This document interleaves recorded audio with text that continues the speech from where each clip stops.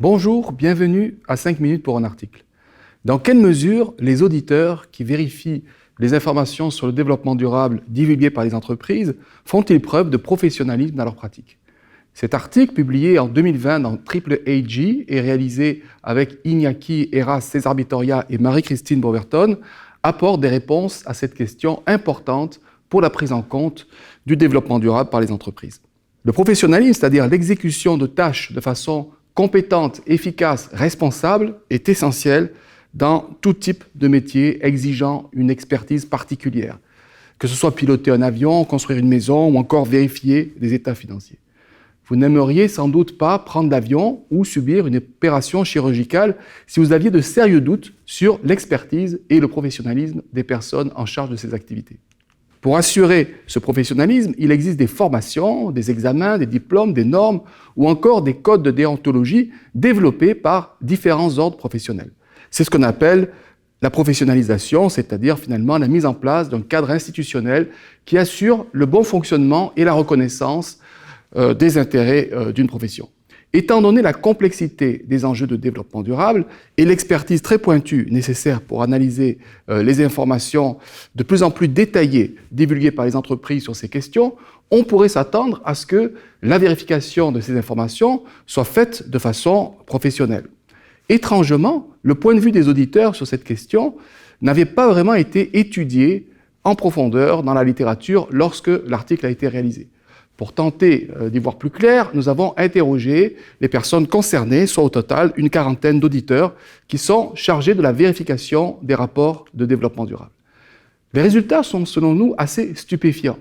Premièrement, la grande majorité des auditeurs reconnaît que la professionnalisation de cette activité est nettement insuffisante et qu'il n'existe quasiment pas de cadre institutionnel pour réguler cette activité. En d'autres termes, comme mentionné par plusieurs répondants, à peu près n'importe qui peut en pratique vérifier et certifier des rapports de développement durable.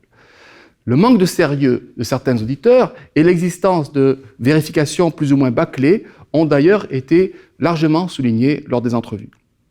Deuxièmement, les résultats montrent une assez nette opposition entre deux groupes professionnels concurrents.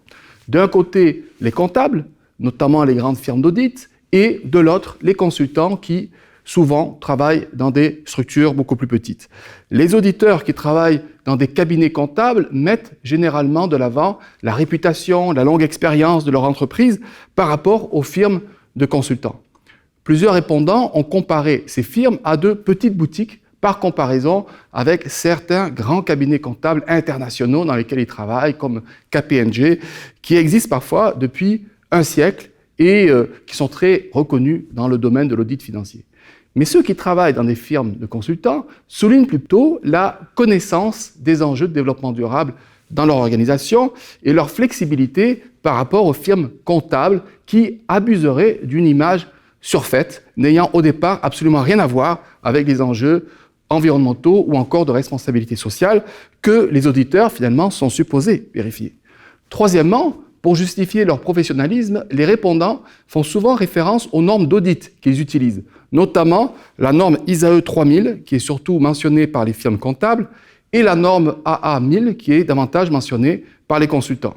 Cependant, un examen plus attentif de ces normes montre qu'elles sont extrêmement vagues sur des enjeux essentiels comme les méthodes de l'audit, l'expertise des auditeurs ou encore la vérification de la conformité aux standards utilisés dans la plupart des rapports de développement durable, en particulier le GRI.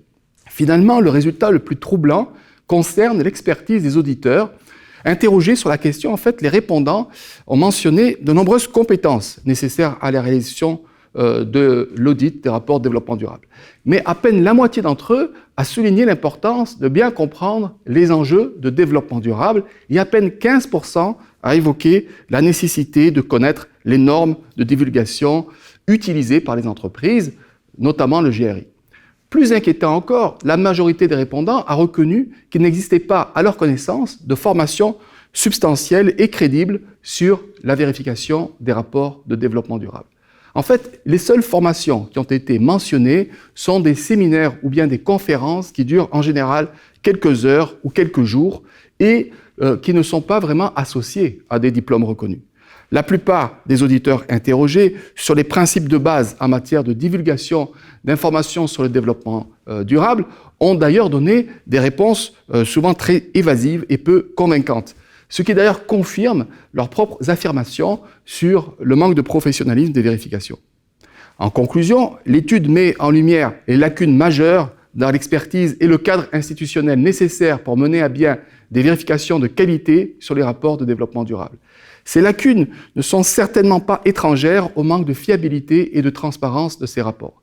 En effet, si les audits sont peu professionnels et inefficaces, cela n'incite pas vraiment les entreprises à améliorer leurs pratiques de divulgation. Les enjeux commerciaux sous-jacents aux audits, la concurrence que se livrent les auditeurs et l'opposition entre les cabinets comptables et les firmes de conseil ne facilitent pas la professionnalisation nécessaire à l'amélioration des pratiques actuelles. De plus, les normes couramment utilisées s'inspirent essentiellement de normes comptables. Elles sont donc peu adaptées aux audits de développement durable et encouragent une logique de photocopieur centrée sur la reproduction de procédures de vérification dissociées des véritables enjeux de responsabilité sociale et environnementale. Considérant que les données dans ce domaine sont d'intérêt public, l'intervention des gouvernements semble nécessaire pour réguler les pratiques et mettre en place des règles afin de s'assurer que les personnes en charge des audits possèdent l'expertise requise pour le faire. Merci beaucoup pour votre écoute et à bientôt pour une autre présentation de 5 minutes pour un article.